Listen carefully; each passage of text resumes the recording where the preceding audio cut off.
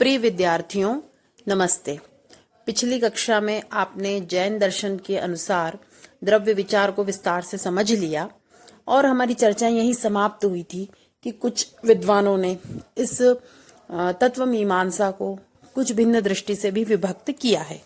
तो सामान्य रूप से जो प्रसिद्धि है वो यह है कि द्रव्य या तत्व जैन मत में 6 हैं, 5 अस्तिकाय और 1 काल, अर्थात 6 जीव, धर्म, अधर्म, आकाश, पुद्गल और काल।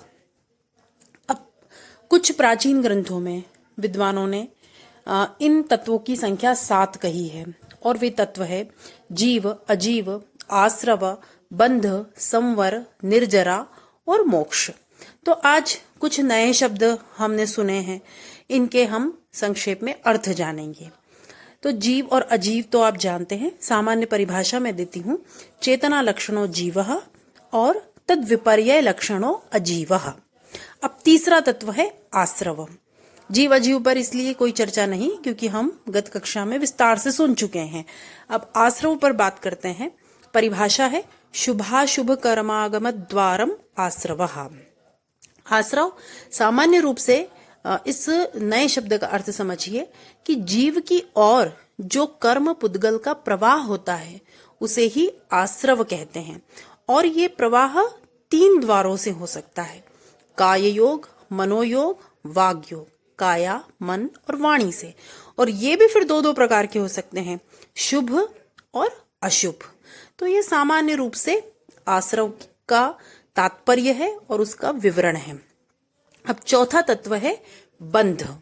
बंध की परिभाषा दी गई है आत्मकर्मणो रन्योन्यावयवानुप्रवेशो बंधः सकषायत्वात् जीवः कर्म भाव योग्यान पुद्गलान आदत्ते सह बंधः। ये तत्वार्थाधिगम सूत्र में परिभाषा दी गई है। अब इसका जो तात्पर्य है वह यह है कि कषाय के कारण जीव पुद्गलों को आकर्षित करता है। और ये कषाय क्या है? तो इन कषायों के बारे में कहा है कि क्रोध, मोह, मान, माया, लोभ, ये सब कषाय हैं। ये बंधनों के कारण बनते हैं और इस कारण से पुद्गलों का प्रवाह होता है और जीव पुद्गल से आक्रांत हो जाता है और इसी को बंधन कहते हैं। इसी का जो विपरीत है तत्व वह है मोक्ष, जिसके बारे में हम आगे पढ़ रहे हैं। इसके तुरंत बाद जो नया तत्व है वह है संवर। आश्रव निरोधः संवरः। इस आश्रव को रोक देना ही संवर कहलाता है। अर्थात एक प्रकार से ये जो बंध की प्रक्रिया चल रही थी उसका कारण आश्रव था और उसको रोकने की जो प्रक्रिया है उसको कहते हैं संवर। तो इस आश्रव को रोक देना ही संवर कहलाता है।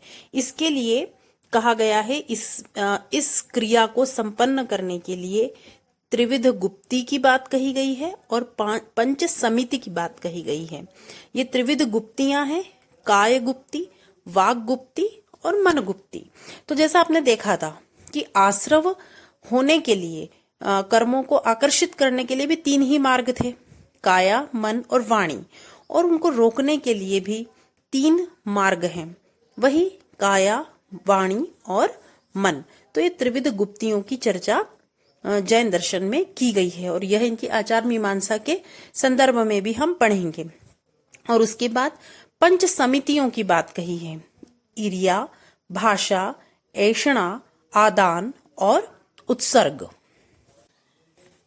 ईर्या समिति का तात्पर्य है कि जीव जंतुओं को देख करके ही चलना चाहिए। उत्सर्ग समिति का तात्पर्य है जंतु रहित पृथ्वी पर ही मनुष्य को मल त्याग करना चाहिए।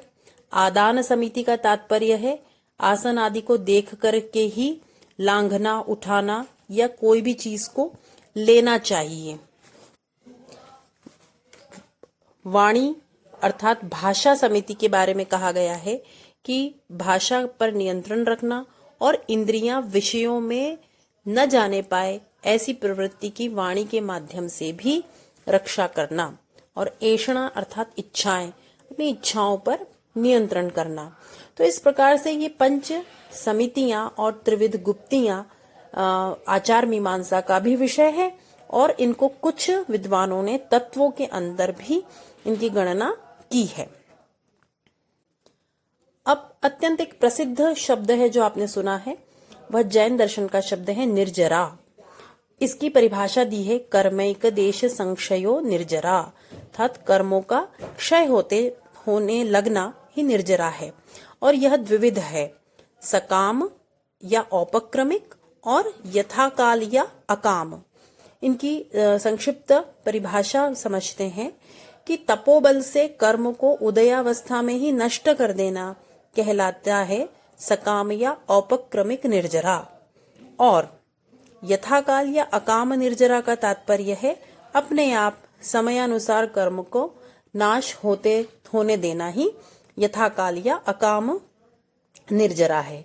तो इस प्रकार से ये 6 तत्व हुए और अंतिम तत्व है मोक्ष। कृत्स्न कर्म वियोगो मोक्षः। जैसा कि हमने बंध के संदर्भ में पढ़ा था कि कषायों के कारण कर्म के अनुसार जीव का पुद्गल से आक्रांत हो जाना ही बंधन कहलाता है, तो इसका पूर्णतः विपरीत जीव का पुद्गल से वियोग हो जाना ही मोक्ष है। बंधन का विपरीत ही मोक्ष है। और पुद्गल से वियोग कब हो सकता है? जब नए पुद्गलों का कर्मों का आश्रव बंद हो जाए और जो जीव में पहले से ही कर्म संस्कार हैं वह जीर्ण क्षीण उनका क्षय होना शुरू हो जाए, अर्थात संवर की प्रक्रिया शुरू हो जाए, निर्जरा की प्रक्रिया शुरू हो जाए, तो अपने आप बंध शिथिल हो जाएंगे, आश्रव रुक जाएंगे और इस प्रकार से मोक्ष की सिद्धि हो जाएगी। तो ये दूसरी दृष्टि से हमने जैन मत में तत्व विचार को समझा। तो अब मैं समझती हूँ कि जैन मत में तत्व मीमांसा का हम अति विस्तार से परिचय प्राप्त कर चुके हैं। अब केवल शेष है इनकी आचार मीमांसा, जिससे प्रायः आप परिचित हैं क्योंकि वह अति प्रसिद्ध है। उसको हम संक्षेप में सुनते हैं। जैन दर्शन की आचार मीमांसा मूलतः त्रिरत्न सिद्धांत है। त्रिरत्न सिद्धांत को कहते हैं सम्यक दर्शन ज्ञान चरित्राणि मोक्ष मार्गः। यह तत्वार्थाधिगम सूत्र में उमा स्वाति ने कहा है। सम्यक दर्शन का तात्पर्य है जो जिन अर्थात जैन धर्म के तीर्थंकरों के द्वारा जो प्रोक्त वचन हैं उनमें विश्वास और श्रद्धा रखना ही सम्यक दर्शन है। सम्यक ज्ञान क्या है? जिस स्वभाव में जीव आदि पदार्थ व्यवस्थित रहते हैं उसे उसी रूप में बिना किसी मोह के, बिना किसी भ्रम के जानना, यही सम्यक ज्ञान है। और यह 5 प्रकार का होता है जिसके बारे में हम प्रमाण मीमांसा या ज्ञान मीमांसा के संदर्भ में जान चुके हैं। मति, श्रुत, अवधि, मनः पर्याय और केवल ज्ञान। उसके बाद में क्रम आता है सम्यक चरित्र का। यह 5 प्रकार का है। अहिंसा, सत्य, अस्तेय, ब्रह्मचर्य, अपरिग्रह। या ये कहें कि यह जो मार्ग है इसके ये 5 हेतु हैं या 5 प्रकार से हम अपने चरित्र को शुद्ध बना सकते हैं और यही 5 महाव्रत कहे जाते हैं। इन व्रतों का पालन करने वाला जो व्यक्ति है उसका चरित्र स्वयमेव ही शुद्ध हो जाता है। तो सम्यक दर्शन, सम्यक ज्ञान और सम्यक चरित्र के द्वारा हर कोई व्यक्ति उस परम पद को प्राप्त कर सकता है, ऐसा जैन दर्शन का मानना है। इन 5 महाव्रतों की 5 भावनाएं इनके द्वारा कही गई है, वो मैं संक्षेप में आपको सुना देती हूँ। अहिंसा, इसके बारे में 5 भावनाएं की गई है। वाग्गुप्ति, ईर्ष्या समिति, उत्सर्ग समिति, आदान समिति और आलोकित भोजन पान। इसके बारे में हम बात कर चुके हैं इसलिए विस्तार नहीं करते। सत्य के बारे में कहा है हास्य, लोभ, भय, क्रोध, इन चारों का त्याग करके सोच समझकर बोलना ही सत्य है। अस्तेय के बारे में कहा है शून्य स्थानों में निवास, दूसरों के त्यक्त स्थानों में निवास, परकार्यों में बाधा नहीं डालना, नियम से प्राप्त भिक्षा और वस्तु की शुद्धि पूर्वक ही उसका उपयोग करना और मम यत्तव, मेरा तेरा, इस तरह का भेदभाव नहीं करना, यही अस्तेय है। ब्रह्मचर्य के बारे में कहा है, स्त्री प्रेमगत वार्ता को न सुनना, स्त्रियों को न देखना, पूर्व रति का स्मरण न करना, शक्तिवर्धक रसायनों का प्रयोग न करना और सभी आभूषणों का त्याग करना। अब अपरिग्रह के बारे में कहा है, श्रोत्र का शब्द, रसना का रस, चक्षु का रूप, स्पर्शेंद्रिय का स्पर्श, घ्राणेन्द्रिय का गंध इत्यादि के प्रति राग द्वेष नहीं होना। तो इस प्रकार से पांचों महाव्रतों का भी व्याख्यान किया गया है, जिसको हमने अति संक्षेप में सुना। इसके अतिरिक्त भी कुछ बातें जैन दर्शन की आचार मीमांसा के अंतर्गत कही गई है। उन्होंने चतुर्दश गुण स्थानों का व्याख्यान किया है, जो कि आज के समय में भी हम विकास के उन्हें एक सोपान मान सकते हैं। तो इनका नाम उल्लेख मैं कर देती हूँ। ये चतुर्दश गुण स्थान है: मिथ्यात्व, ग्रंथि भेद, मिश्र अविरत सम्यक दृष्टि, देशाविरति, प्रमत्त अप्रमत्त, अपूर्वकरण, अनिवृत्तिकरण, सूक्ष्म सांपराय, उपशांत, मोह, क्षीण मोह, संयोग केवल, अयोग केवलम। अब यद्यपि इन चतुर्दश स्थानों पर एक अलग व्याख्यान हो सकता है, लेकिन अभी मैंने केवल आपको नाम का श्रवण करवा दिया है।